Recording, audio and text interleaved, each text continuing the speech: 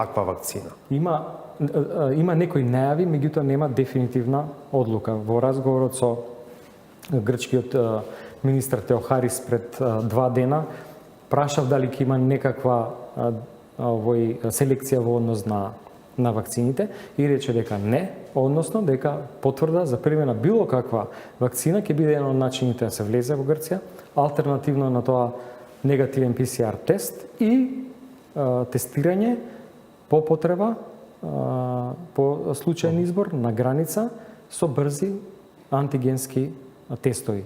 Тоа што во следниот период ќе ни известат е дали за нашата земја ќе важат за влез во земјата и брзите антигенски тестови, значи не ПСР.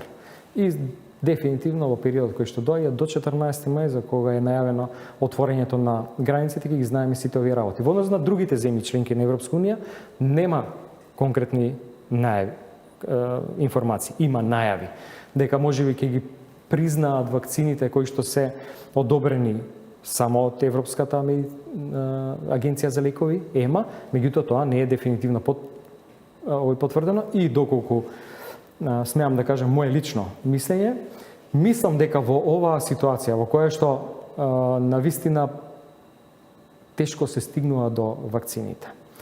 Еве во втората половина на годината и посебно 2022 се најавува зголемување на капацитетот за производство на буквално сите производители, ама сега кога е тоа се уште проблем, а има потврда од производителите, од клиничките студии, од публикациите во еминентни часописи, например за руската вакцина Спутник В, дека е сосем солидна и дава соодветен имунитет, дека не треба да се прави дискриминација по однос на типот на примена вакцина.